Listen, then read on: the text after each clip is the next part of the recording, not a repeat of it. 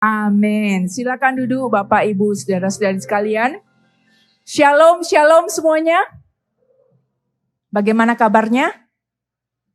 Luar biasa apa? Luar biasa baiknya. Saya sangat bersuka cita bisa berada di tengah-tengah Bapak Ibu.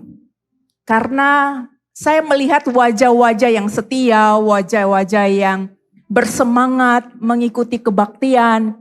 Wajah-wajah yang dari tahun lalu itu sudah ada. Dan hari ini tetap ada. Dan Tuhan terus tambahkan, kasih kemuliaan bagi Tuhan. Saya juga bersyukur bisa kenal dan bertemu dengan Pastor Michael dan Ibu Selin. Pasangan yang luar biasa, cinta Tuhan. Dan sangat ingin melihat pekerjaan Tuhan dinyatakan di tengah-tengah gereja ini. Luar biasa, puji Tuhan. Jadi Bapak Ibu harus terus ikuti Tuhan Yesus dengan setia, amin.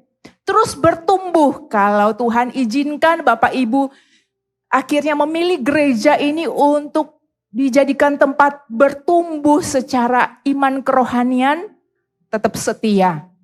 Tetap belajar untuk mengikuti arahan dan tuntunan Tuhan. Hari ini saya akan berbicara tentang iman yang hidup di tengah-tengah dunia yang buruk. Kita harus punya iman yang hidup. Karena dunia ini bukan makin hari makin baik, tapi makin hari makin tidak menentu, makin buruk. Banyak kejadian-kejadian yang terjadi yang bisa membuat iman jemaat itu runtuh, gugur. Yang bisa membuat hati anak Tuhan itu menjadi dingin. Oleh karena itu kita semua harus di hari-hari ini memiliki iman yang hidup. Katakan bersama saya, iman yang hidup. Kalau nggak hidup gimana? Mati. Banyak orang yang tidak punya iman yang hidup. Mau percaya itu susah. Karena manusia sudah jatuh dalam dosa. Jadi kalau nggak hati-hati, ketika kita terima Yesus sebagai Tuhan dan Juru Selamat, hati kita hidup. Kita punya iman yang hidup. Kita percaya sama Tuhan Yesus. Tapi karena kita hidup di tengah-tengah dunia yang penuh dengan dosa, maka yang terjadi kita bisa punya rasa tidak percaya loh sama Tuhan.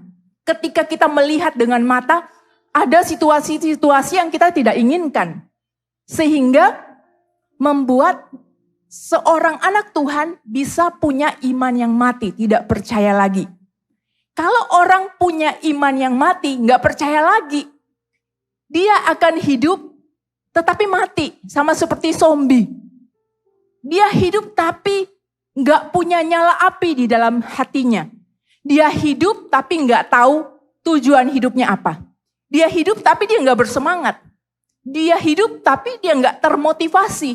Dia nggak melihat perkara-perkara Tuhan yang dahsyat di dalam kehidupannya. Padahal kita anak Tuhan, dipanggil Tuhan, diperlihatkan oleh Tuhan bahwa ada kuasa Tuhan yang akan menyertai kehidupan kita. Oleh karena itu, pastikan hari ini kita harus punya iman yang hidup. Suatu saat ada seorang papa nih ya, dia ingin mendidik anaknya. Bapak itu bersama dengan keluarganya, mereka tinggal di suatu daerah yang dekat dengan hutan. Dan bapak ini ingin mendidik anaknya pakai bahasa yang anak itu bisa mengerti. Papanya bilang begini, "Nak, kamu tahu nggak, di dalam hatimu itu ada 2 serigala." Papanya pakai bahasa serigala, ngomong serigala karena anaknya itu sering lihat bahwa di hutan itu ada serigala. Serigala yang punya kecepatan, serigala yang punya keganasan. Jadi papanya untuk mendidik anak itu, dia pakai serigala. Dia bilang, "Nak, di dalam hatimu ada 2 serigala. Satu serigala yang baik, satu serigala yang jahat." Anaknya tanya, "Kalau begitu Papa, serigala yang mana yang akan jadi temanku?" Papanya bilang, "Serigala yang kamu beri makan setiap hari, itulah yang akan jadi temanmu." Kalau kamu kasih makan yang pada serigala yang baik, maka serigala yang baik akan menjadi temanmu setiap hari sampai kamu menutup mata. Tapi kalau kamu kasih makan serigala yang jahat, maka kamu akan jadi jahat karena ditemani oleh serigala yang jahat setiap hari. Demikian juga di dalam kehidupan kita. Kalau kita makan firman, kita taat sama Tuhan, kita dekat sama Tuhan, kita berdoa, kita lakukan sekalipun sulit, kita lakukan perintah-perintah Tuhan, sekalipun daging ini gak suka. Kalau kita lakukan, kita percaya pada Tuhan, maka di dalam hati kita yang akan menjadi teman kita adalah rasa percaya, iman. Dan iman itu akan hidup. Tapi kalau kita hanya berdasarkan hidup kita hanya melihat, kita lihat hal-hal yang buruk. Kemudian kita percaya pada hal-hal yang buruk. Kita memelihara ketidakpercayaan kita pada Tuhan. Itu besar. Itu sulit. Itu enggak mungkin. Terlalu banyak alasan. Terlalu banyak perkataan yang negatif. Terlalu banyak khawatir. Terlalu banyak berpikiran buruk. Terlalu banyak pikiran yang sempit, selalu berpikir bakal gagal, nggak bisa ini terlalu besar.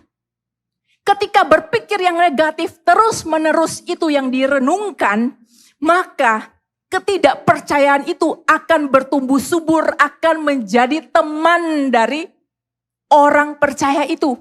Padahal orang percaya dipanggil untuk menjadi percaya. Amin. Iman yang hidup adalah iman yang orang itu letakkan seluruh kehidupannya di tangan Tuhan. Mau di atas, mau di bawah, hidupnya berada di tangan Tuhan. Dia serahkan di dalam tangan Tuhan. Kalau hari-hari ini mungkin lagi di bawah, saya mau beritahu Bapak Ibu, ini hanya sebentar. Segala sesuatu akan berlalu, amin. Kalau kita menyerahkan hati kita, tubuh kita, jiwa kita, roh kita kepada Tuhan. Hal-hal dan keadaan yang sulit yang kita lewati hari-hari ini, itu hanya sebentar. Nanti kita akan baik-baik saja, kita akan masuk menjadi pemenang dan jadi orang yang luar biasa. Karena kita menyerahkan masa depan hidup diri kita di dalam tangan Tuhan. Kita punya iman yang hidup. Itulah sebabnya ada orang-orang yang ingin mati, ingin bunuh diri, depresi, stres. Kenapa? Karena nggak punya iman yang hidup. Iman yang hidup membuat seseorang itu bernyala-nyala. Amin. Setiap hari dia bangun, puji Tuhan. Setiap hari adalah anugerah. Setiap hari mau di atas mau di bawah, aku melihat pekerjaan-pekerjaan Tuhan yang luar biasa di dalam kehidupanku. Sudah kejepit, kegencet, keinjak. Masih ditolong, masih dilindungi, masih disertai. Tidak akan ditinggalkan oleh Tuhan. Dan ini hanya bersifat sementara, sebentar saja. Nanti ketika kita lalui ini, kita akan bersuka cita. Karena kita menikmati berkat-berkat dan anugerah dari Tuhan. Oke, kita harus lihat apa yang terjadi apabila kita memberi makan iman kita. Kalau kita beri makan iman kita, kita akan menjadi seorang yang berapi-api. Bagaimana sih caranya untuk beri makan iman? Nah, kita lihat bersama dulu. Di Bilangan pasal 13. Bilangan pasal 13. Di situ dituliskan judulnya ke-12 pengintai. Di Bilangan pasal 14 judulnya pemberontakan umat Israel. Jadi di Bilangan pasal 13 itu diceritakan tentang 12 pengintai. Kita tahu ceritanya ini luar biasa sekali, sangat terkenal. Tuhan menjanjikan kepada bangsa Israel untuk diberikan apa? Tanah perjanjian. Diberikan tanah Kanaan, promised land. Tuhan janjikan bangsa Israel mereka memiliki dan menduduki tanah perjanjian yang luar biasa, luas, subur. Tetapi Tuhan nggak langsung suruh, bangsa Israel masuk aja langsung ke tanah Kanaan. Enggak. Dari mereka mengalami perbudakan di Mesir, Tuhan sudah lihat. Bangsa Israel, bangsa pilihan Tuhan ini menderita. Apa yang Tuhan lakukan? Tuhan memilih Musa sebagai pemimpin mereka. Karena Musa adalah pemimpin yang berhati lembut. Jadi Tuhan itu pilih Musa, pribadi yang luar biasa untuk menjadi penengah antara Tuhan dan bangsa Israel. Dikasih pemimpin yang luar biasa. Dan Tuhan ini tahu bahwa mereka butuh Musa sebagai pemimpin. Supaya mereka bisa sampai ke tanah perjanjian. Maksudnya Tuhan itu seperti itu. Tapi orang Israel ini, bangsa yang tegar tengkuk ini, yang bebal ini, mereka itu nggak memberi makan manusia rohani mereka. Mereka itu orang-orang yang tidak memelihara imannya yang hidup. Sehingga apa yang terjadi, mereka terus setiap hari bersungut-sungut. Tuhan tuntun mereka keluar dari Mesir, tapi mereka masih tidak percaya sama Tuhan. Tidak berjalan sesuai dengan kehendak Tuhan. Ketika mereka keluar dari Mesir, Tuhan bilang sama Musa, Tuhan panggil Musa dan bilang sama Musa, pilih 12 orang dari setiap suku Israel untuk kau utus pergi mengintai tanah Kanaan, tanah perjanjian. Dan dipilihlah 12 pemimpin dari suku Israel. Pasti yang hebat-hebat dong. 12 itu pergi dan mulai mengintai. Nah di sini kita bisa lihat, ada 2 kelompok, 10 dan 2 orang yang nantinya akan memberi laporan yang berbeda. 12 pengintai itu masuk ke tanah Kanaan. Mereka ngintip, mereka lihat. Karena Tuhan itu kalau ngutus manusia selalu berstrategi. Tuhan penuh dengan tanggung jawab. Jadi ketika 12 pengintai itu lihat, mereka semua lihat hal yang sama. Wow, di sana ada orang enak, raksasa. Mereka merasakan hal yang sama. Mereka melihat hal yang sama. Memegang buah-buahan yang sama. Mereka semua lihat, wow, ini tanahnya bagus, subur, luas, besar. Tempatnya ini berlimpah-limpah susu dan madunya. 12 pengintai itu lihat begitu. Mereka sepakat lihat, wah luar biasa. Tapi 12 itu juga melihat, wah ini orang enak besar-besar. Dan mereka melihat diri mereka seperti belalang kecil. Mereka lihat ini raksasa, yang raksasa mereka bilang, melihat mereka seperti belalang. Tapi untuk menunjukkan bahwa tempatnya subur, mereka bawa apa? Mereka bawa setan dan buah anggur. Yang pikul, yang bawa itu 2 orang karena saking besarnya. Bawa buah ara, bawa buah delima untuk ditunjukkan kepada bangsa Israel. Akhirnya mereka pulang. Yang pulang, yang diutus 12 orang kan? Yang pulang berapa orang? 12 orang juga. Dan mereka beri laporan bahwa bangsa ini menakutkan, kanibal, makan orang. Tapi coba lihat, sekalipun itu bangsa yang mereka bilang raksasa, makan orang, tinggi besar. Dan mereka melihat bahwa 12 orang itu sama seperti makhluk yang kecil. Sama seperti belalang di tengah-tengah mereka. Tapi lihat, 12 itu bisa pulang dengan selamat. Berarti 12 itu disertai oleh Tuhan, jago. Itulah kenapa kita harus melihat apa yang terjadi. Dari 12 itu semua memberikan laporan. 10 orang memberikan laporan yang buruk kepada Musa dan kepada bangsa Israel.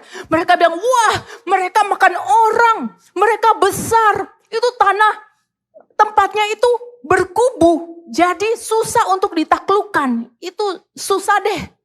Memang subur tapi itu susah. Dan berita yang negatif itu membunuh iman.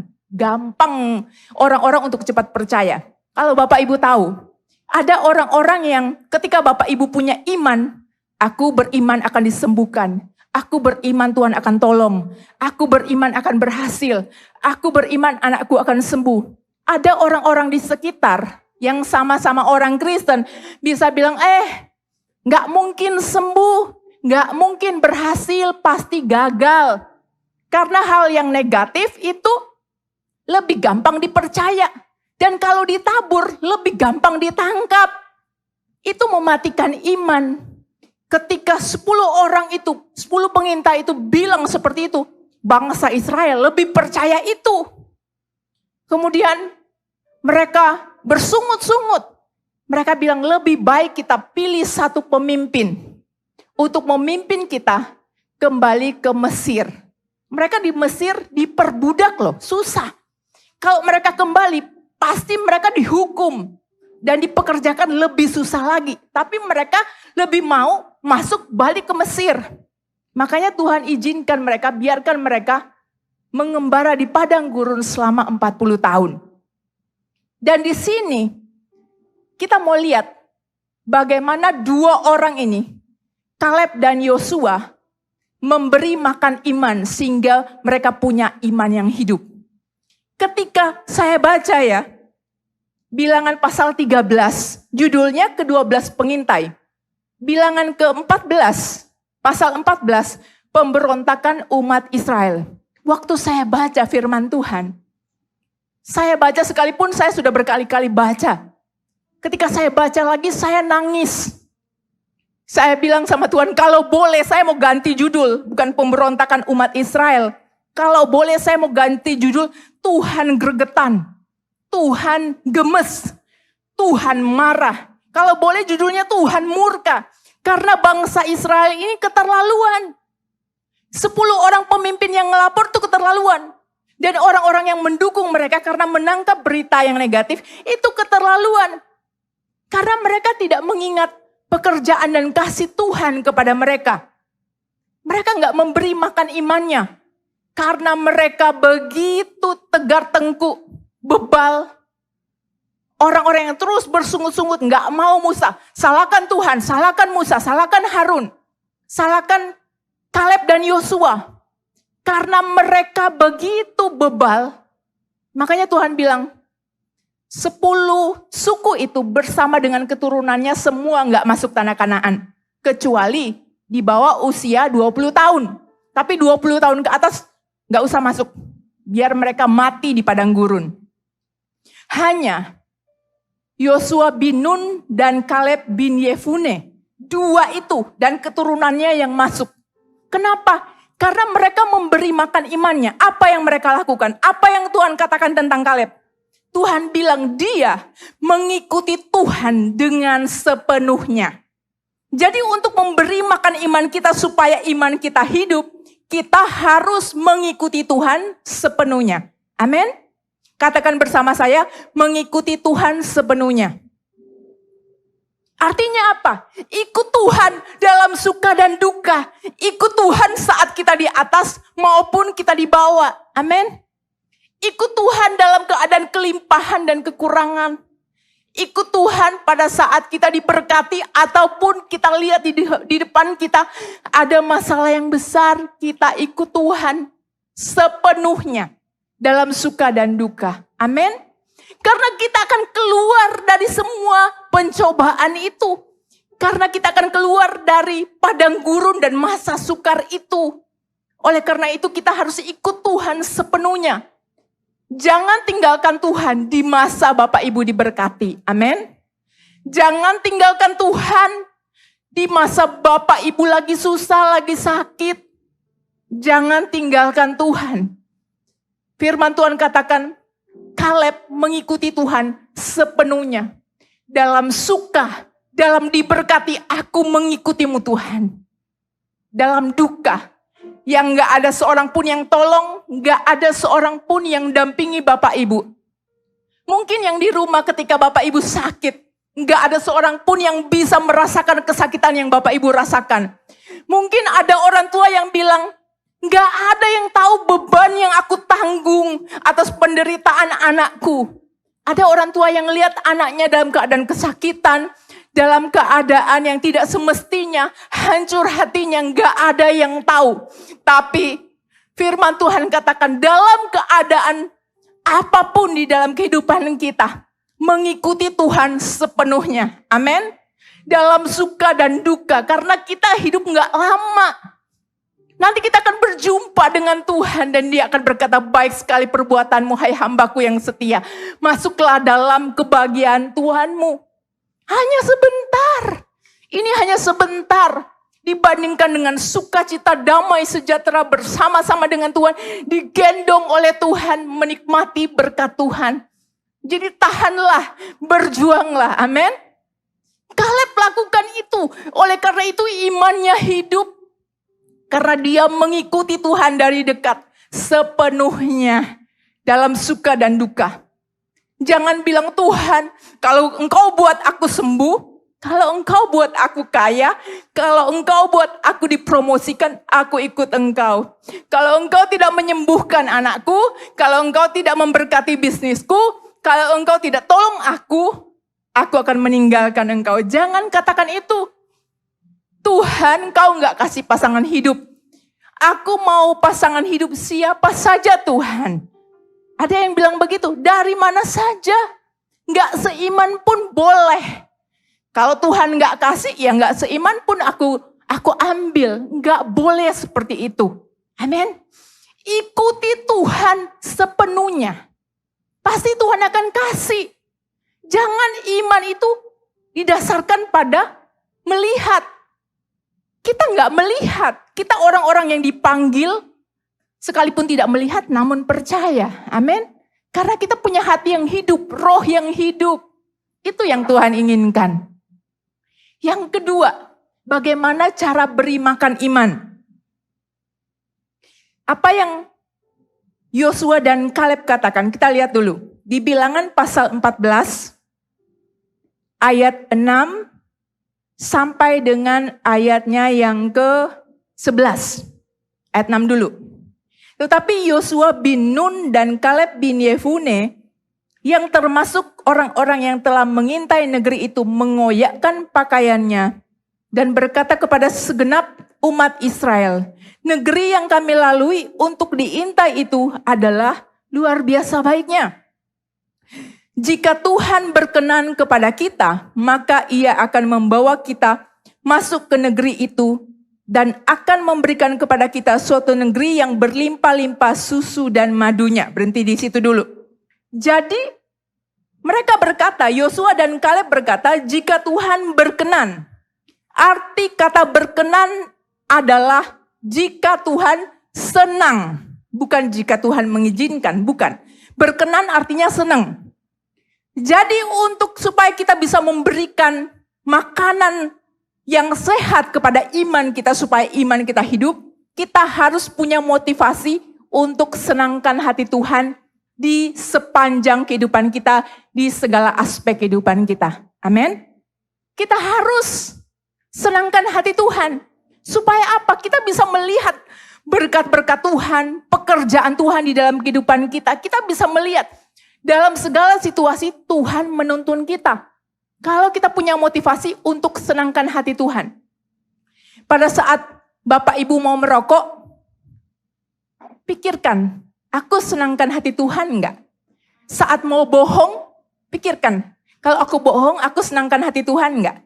Kalau mau mencuri, korupsi, pikirkan, aku senangkan hati Tuhan enggak? Kalau mau berlaku curang, tidak adil, berlaku gelap, aku senangkan hati Tuhan enggak? Jadi untuk membuat iman itu hidup, harus punya motivasi untuk menyenangkan hati Tuhan. Amin. Di sepanjang kehidupan kita. Kalau kita senangkan hati Tuhan, maka Tuhan akan menyertai kita. Kita akan punya iman, kita akan punya kepercayaan, kita akan punya tindakan iman. Berikutnya kita lihat ayat 9. Hanya janganlah memberontak kepada Tuhan. Yang ketiga adalah jangan memberontak. Cara beri makan iman adalah jangan berontak pada Tuhan. Amin. Jangan cari kambing hitam orang lain ataupun Tuhan. Apa-apa dikit-dikit nyalakan Tuhan. Jangan hati kita, kehidupan kita memberontak terhadap Tuhan. Kalau kita berontak sama Tuhan, kita lawan Tuhan. Itu kita kayak lari sekencang-kencangnya, kita mau nabrakan diri ke tembok. Yang menang siapa? Tembok yang menang. Kalau kita memberontak terhadap Tuhan, yang kalah kita, yang habis kita. Jadi supaya kita menang, supaya kita punya iman yang hidup, kita harus beri makan dengan cara jangan memberontak terhadap Tuhan. Yang keempat, firman Tuhan katakan, dan janganlah takut kepada bangsa negeri itu sebab mereka akan kita telan habis. Yang melindungi mereka sudah meninggalkan mereka, sedang Tuhan menyertai kita. Janganlah takut kepada mereka. Yang keempat, jangan takut, jangan ragu-ragu. Jangan takut terhadap keadaan, jangan takut terhadap manusia. Apalagi jangan takut terhadap setan. Jangan takut terhadap masa depanmu Bapak Ibu. Ada Tuhan. Serahkan semua kekhawatiranmu pada Tuhan. Serahkan semua hidupmu di tangan Tuhan. Berserah pada Tuhan. Amin. Karena Tuhan yang memelihara hidup kita. Yang kelima, firman Tuhan katakan ayat 10, lalu segenap umat itu mengancam hendak melontari kedua orang itu dengan batu. Tetapi tampaklah kemuliaan Tuhan di kemah pertemuan kepada semua orang Israel. Ayat 11, Tuhan berfirman kepada Musa, berapa lama lagi bangsa ini menista aku, dan berapa lama lagi mereka tidak mau percaya kepadaku, sekalipun sudah ada segala tanda mujizat yang kulakukan di tengah-tengah mereka. Untuk supaya kita beri makan iman kita, kita harus mengingat pertolongan Tuhan di masa lalu. Amin. Bangsa Israel ini, mereka lupa akan pertolongan Tuhan. Tuhan tuh begitu sayang. Mereka diperbudak oleh Mesir, mereka tersiksa. Tuhan bangkitkan seorang pemimpin yang lembut hati, yang bawa mereka keluar dari tanah Mesir. Apa yang Tuhan lakukan? Tuhan kirimkan 10 tulah supaya mereka bebas. Tuhan buat mereka sebelum keluar dari Mesir bisa minta kepada tetangganya emas, perak, dan pakaian, kain. Mereka minta, dilembutkan hati, dikasih sama orang Mesir kepada orang Israel. Ketika mereka mau nyebrang, dikejar dengan pasukan berkuda. Apa yang terjadi? Laut Teberau dibelah oleh Tuhan. Dan mereka bisa nyebrang di tanah yang kering dengan beralaskan tanah yang kering dan temboknya itu dari laut, dari air laut. Wah, mereka jalan di tanah yang kering dengan sangat keren. Gak ada Tuhan yang lakukan itu untuk bangsa mana aja yang pernah ada di muka bumi. Gak ada. Hanya Tuhan kita yang lakukan itu. Kalau perlu dia belah laut supaya umatnya, bangsanya, umat pilihannya itu bisa jalan di tempat yang kering. Diberkati, ditolong di tengah-tengah kesulitan. Mereka jalan di sana.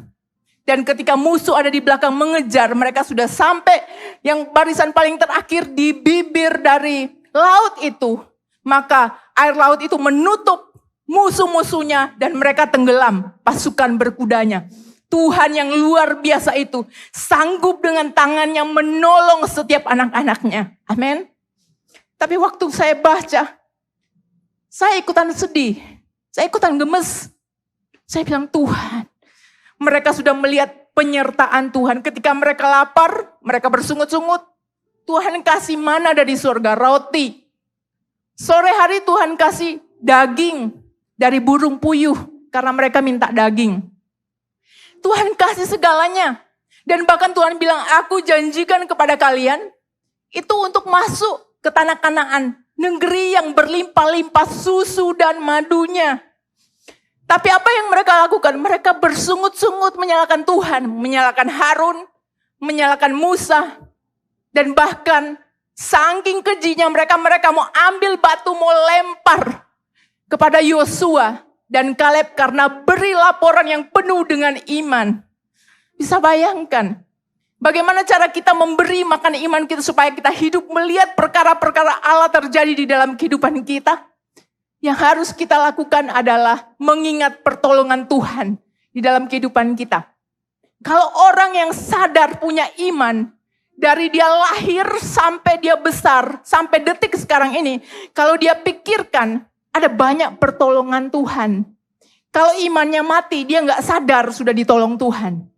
Tapi kalau imannya hidup, Atau paling nggak punya kesadaran. Dari lahir sampai sekarang, banyak pertolongan Tuhan atas kita. Amin. Yang pernah ditolong Tuhan, lambaikan tangan. Turunkan tangan, puji Tuhan. Dan sampai saat ini, dia mau menolong kita. Sampai berjumpa dengan dia nggak akan tinggalkan kita terlantar sendirian. Dan 2 orang yang penuh dengan iman itu mau dilempari batu. Wah, saya baca. Saya bilang, Tuhan, kalau jadi Tuhan sedih banget ya. Sekalipun saya tahu manusia hari-hari ini juga melakukan hal yang sama. Kalau minta sama Tuhan, doanya belum dijawab, marah sama Tuhan, bersungut-sungut. Padahal Tuhan sudah mati di atas kayu salib, sudah memberkati kita, sudah sertai kita, tidak pernah ditinggalkan. Semua kebaikan yang Tuhan kasih ke mereka, mereka lupa. Dan mereka mau kembali, padahal janjinya itu luar biasa. Nggak ada Tuhan sekeren dia, nggak ada Tuhan sepenuh kasih itu. Dan Tuhan tolong, langsung Tuhan muncul di tengah-tengah mereka. Sehingga mereka nggak jadi membunuh Yosua dan Kaleb. Berikutnya cara memberi makan iman adalah selalu membuat pilihan yang tepat, yang benar di dalam kehidupan kita. Amin. Lihat di sana ada 2 kelompok kan? 10 dan 2. 10 orang itu mayoritas. Yang 2 itu minoritas. Siapa bilang yang mayoritas selalu benar? Ada 2 minoritas yang benar yang hidupnya mereka jaga bagi Tuhan. Untuk apa sih kita punya iman yang hidup? Untuk senangkan Tuhan, iya. Untuk supaya tujuan Tuhan tercapai di dalam kehidupan kita, iya. Untuk apa kita punya iman yang hidup? Kalau kita nggak punya iman yang hidup, bahaya kita. Dunia akan menyeret kita, punya hati yang dingin, punya kehidupan yang suram, punya kehidupan yang dikuasai oleh roh jahat, punya pikiran yang buruk, punya hati yang tidak penuh dengan semangat, punya kehidupan yang nggak bisa menginspirasi orang lain, boro-boro menginspirasi orang lain, hidup sendiri aja, kembang kempis. Tuhan ingin supaya kita punya iman yang hidup, supaya kita bisa melihat perkara-perkara Tuhan terjadi dalam kehidupan kita. Amin. Bapak Ibu mau punya kehidupan yang selalu disertai oleh Tuhan, melihat perkara ajaib, mau? Amin. Disembuhkan oleh Tuhan, disertai, diberikan hikmat, dituntun, keluarganya dijaga oleh Tuhan. Itu yang Tuhan inginkan, supaya kita punya iman yang hidup. Iman itu kita percaya pada Tuhan dan kita bertindak sesuai dengan apa yang kita percayai. Iman itu bukan, oh yang penting aku percaya, bukan. Tapi ada kepercayaan dan ada tindakan. Amin. Dan selalu membuat pilihan-pilihan yang tepat. Nah, pilihan-pilihan ini berat. Terkadang ada yang mudah, terkadang ada yang berat. Beratnya gini, kalau daging kita sudah terbiasa untuk membuat pilihan-pilihan yang daging ini terasa nyaman, itu akan sulit. Tetapi Tuhan mau ajarkan sekalipun sulit, 2 orang ini, apa yang mereka lakukan. Sekalipun mereka harus berhadapan dengan satu bangsa yang besar, mereka cuma berdua. Tapi berdua ini tetap punya iman yang hidup. Karena mereka mengasihi Tuhan.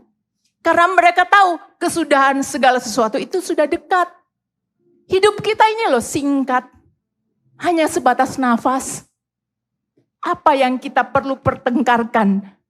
Apa kemarahan yang perlu kita simpan? Apa dosa yang perlu kita pelihara? Sebentar lagi toh kita akan ketemu dengan Tuhan. Kalaupun sekarang ini lagi bersusah hati tentang bisnis yang lagi gak bagus, berdoalah, Tuhan akan berikan jalan keluar. Kalau sementara ini lagi menanggung sakit penyakit, berdoalah biar Tuhan memberi kekuatan dan menyembuhkan. Yang pasti kita harus punya iman yang hidup. Makanya Tuhan marah kepada bangsa Israel. Bangsa yang tegar tengkuk, bebal. Kok nggak tahu, nggak mendengar suara Tuhan. Sudah dipimpin, kita yang baca gemes, kita jangan jadi mereka. Kita harus belajar. Belajar dari firman Tuhan. Kita lihat apa yang terjadi, apa kata Kaleb. ketika setelah dia sudah tua. Saya lompat kepada Yosua pasal 14 ayat 10. Jadi sekarang sesungguhnya Tuhan telah memelihara hidupku seperti yang dijanjikannya. Kini sudah 45 tahun lamanya sejak diucapkan Tuhan firman itu kepada Musa. Dan selama itu orang Israel mengembara di padang gurun. Jadi sekarang telah berumur 85 tahun aku hari ini. Kaleb bilang seperti itu. Pada waktu ini, dia katakan, aku masih sama kuat seperti pada waktu aku disuruh Musa. Seperti kekuatanku pada waktu itu, demikianlah kekuatanku sekarang untuk berperang dan untuk keluar masuk. Oleh sebab itu, berikanlah kepadaku pegunungan yang dijanjikan Tuhan pada waktu itu. Sebab engkau sendiri mendengar pada waktu itu bahwa di sana ada orang enak dengan kota-kota yang besar dan berkubu. Mungkin Tuhan menyertai aku sehingga aku menghalau mereka seperti yang difirmankan Tuhan. Ayat 11 dikatakan pada waktu ini, aku masih sama kuat seperti pada waktu aku disuruh Musa. 40 tahun yang lalu, dia on fire karena dia punya iman yang hidup. Setelah dia berusia 85, dia masih tetap berapi-api, kakek yang berapi-api yang mencintai Tuhan. Karena dia mengikuti Tuhan sepenuhnya. Amin. Kita semua harus pada saat Tuhan panggil kita lagi on fire. Harusnya seperti itu. Amin. Jangan lagi dalam keadaan nangis, Tuhan aku kok terpuruk. Tuhan aku mau mati. Tuhan gak ada yang bantu aku. Enggak. Setiap jemaat di tempat ini, kita semua harus mempersiapkan diri pada waktu Tuhan panggil di masa muda ataupun di masa tua. Kita bilang, Tuhan, aku siap. Tuhan, aku masih sama on fire-nya, bahkan lebih lagi dibanding engkau memanggilku pada saat aku pertama kali mengasihimu dalam kasih mula-mula. Hari ini, Tuhan ingin supaya semua kita mengalami kebaikan Tuhan. Amin. Saya tahu Bapak Ibu bawa banyak beban, bawa banyak pergumulan di dalam hidupmu. Tapi asalkan engkau punya iman yang hidup, Tuhan akan bawa engkau menuju promised land, menuju tanah yang Tuhan janjikan. Untuk mengalami kehendak Tuhan, untuk mengalami kebaikan Tuhan, untuk disertai oleh Tuhan, untuk menjadi berkat bagi orang lain. Amin. Hidupmu gak akan biasa-biasa. Hidupmu akan diurapi, dijaga oleh Tuhan. Hidup kita singkat, jangan hidupi hidup yang singkat ini dengan kerohanian yang mati, dengan iman yang mati. Tuhan panggil kita dengan sebutan orang beriman. Oleh karena itu saya mau bangunkan semua hari ini. Hai orang-orang beriman. Hai orang-orang yang percaya. Percayalah kepada Tuhan. Amin. Maka hidupmu akan dijaga oleh Tuhan. Disertai oleh Tuhan. Kita harus sama seperti Kaleb. Memegang dia dengan iman. Dan jangan biarkan apapun di dalam kehidupan kita membuat kita kendor dan mundur dari Tuhan. Karena dia amat sangat baik bagi kita. Amin. Mari semuanya bangkit berdiri.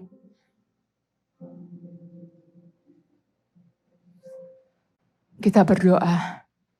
Tuhan Yesus, Engkau baik bagi kami semua Tuhan. Hari ini Engkau ingin agar jemaat-Mu punya iman kepada Engkau. Tidak kompromi Engkau. Tidak putus asa. Karena melihat sesuatu yang buruk di depan mata. Tuhan bawa jemaat-Mu untuk mengasihi-Mu, untuk beriman, untuk percaya kepadamu, melihat dengan kacamata-Mu Tuhan. Engkau memanggil anak-anak dalam suka dan duka. Engkau mau menyertai anak-anak-Mu. Hari-hari ini, saya mau berdoa untuk semua yang sedang mengalami hari-hari yang buruk, angkat kedua tanganmu. Saya mau berdoa.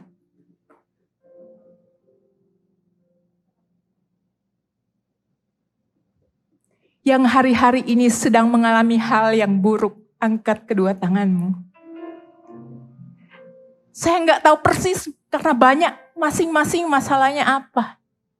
Tapi Roh Kudus hanya bilang, hai anak-anakku, miliki iman di dalam hatimu.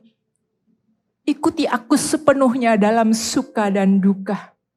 Amin. Tuhan, Engkau melihat tangan-tangan yang terangkat. Anak-anakmu berkata mereka sedang dalam kesulitan Tuhan. Ada yang kesulitan pekerjaan, keuangan, keluarga, hubungan, depresi Tuhan. Hari ini hamba minta angkat semua beban anak-anakmu di dalam nama Yesus. Berikan iman di dalam hati anak-anakmu. Berikan iman.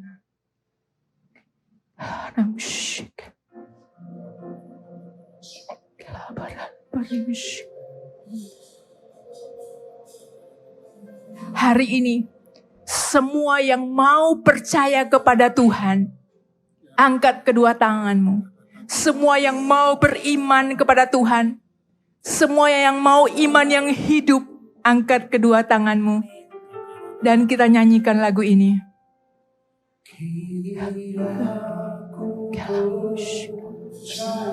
Amin. Tiada yang mustahil bagi kuasa-Mu, kuatkanku, jasaku berharap. Kini aku berserah.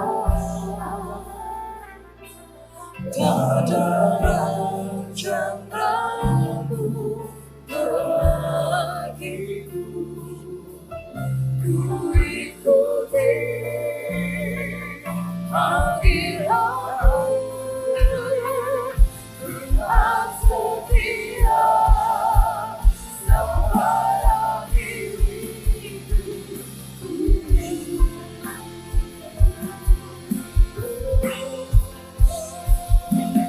Kini aku percaya, tiada yang mustahil bagimu. Kuasa-Mu, kuatkanku, jasaku berharap. Kini aku berserah. Turunkan tangan.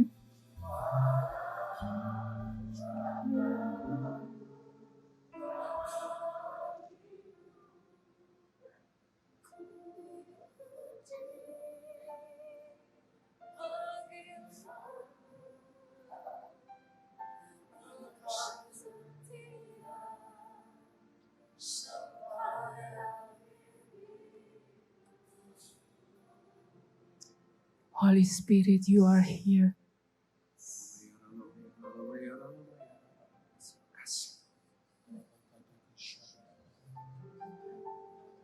Tiba-tiba Roh Kudus menaruh di dalam hati saya suatu perasaan yang hancur oleh karena kesedihan yang luar biasa.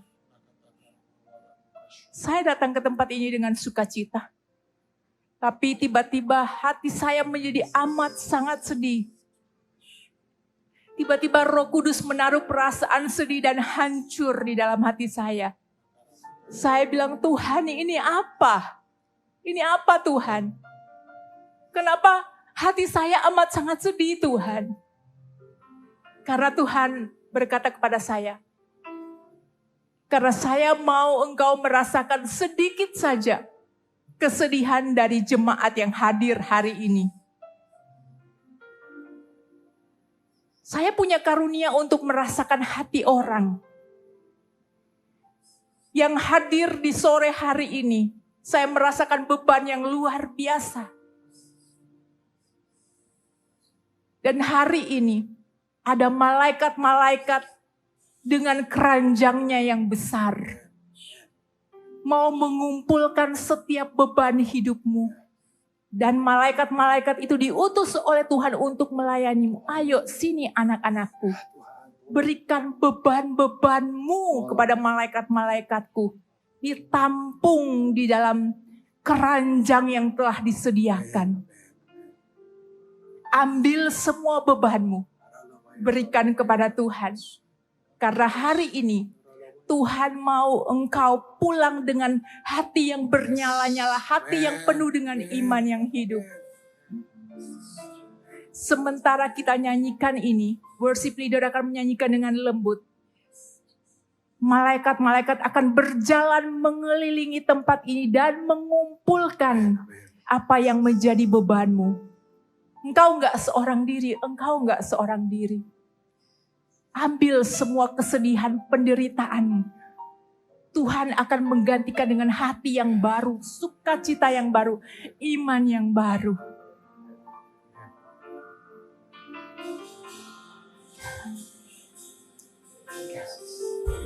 Angkat kedua tanganmu di tempat. Serahkan pada Tuhan.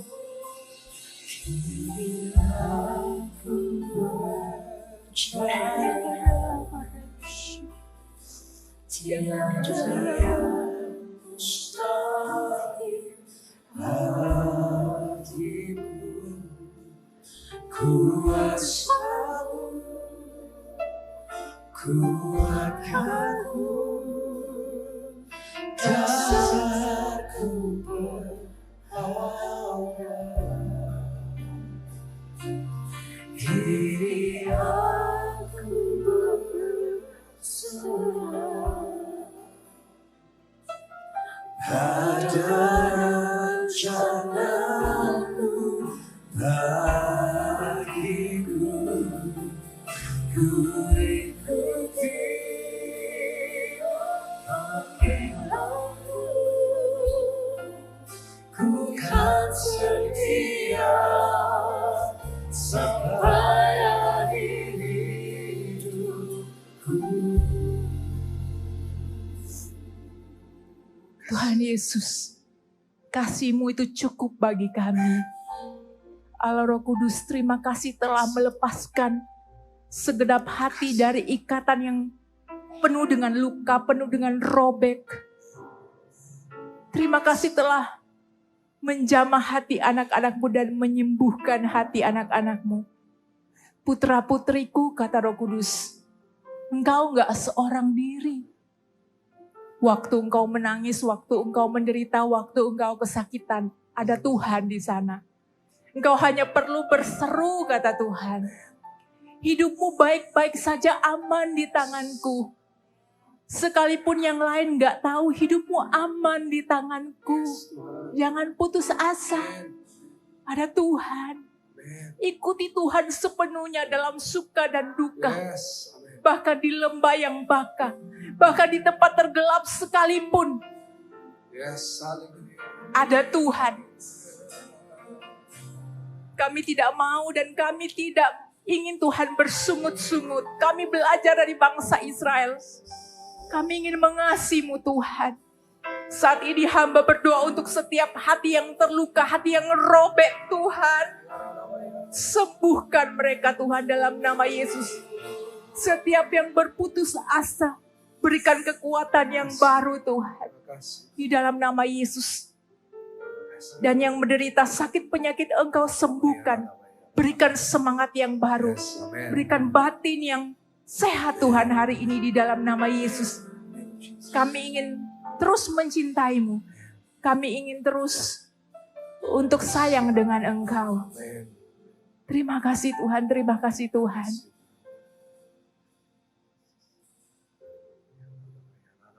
Taruh kedua tanganmu di dadamu. Tuhan, hari ini hamba berdoa untuk setiap anak-anak-Mu di tempat ini.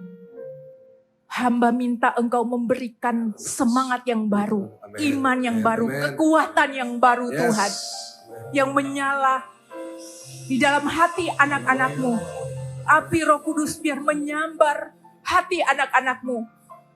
Tuhan, berikan kehidupan yang baru di dalam hati anak-anak-Mu. Kehidupan yang terus terbakar bagi Engkau. Iman yang hidup Tuhan. Untuk melihat setiap persoalan. Dan setiap lembah. Dan setiap jurang. Dan setiap keadaan di bawah ataupun di atas. Ada Engkau. Semua akan baik-baik saja. Tapi biarkan anak-anakmu ketika memanggil Engkau. Engkau menjawab dari surga. Terima kasih Tuhan, terima kasih Tuhan. Dan taruh tanganmu di bagian tubuh yang sakit. Hamba juga berdoa untuk setiap orang-orang yang sakit. Secara fisik Tuhan, maupun sakit secara jiwa Tuhan. Biar Engkau sembuhkan di dalam nama Yesus. Oleh bilur-bilur-Mu Tuhan, maka anak-anak-Mu menjadi sembuh. Dan juga untuk orang-orang yang sakit secara batin, dikecewakan oleh orang-orang di sekitar mereka, atau yang paling mereka kasihi. Tuhan, sembuhkan hati mereka. Terima kasih Tuhan, terima kasih Tuhan. Di dalam nama Yesus, semua yang telah menerima kesembuhan, bersama-sama dengan keras katakan, amin. Tuhan Yesus memberkati.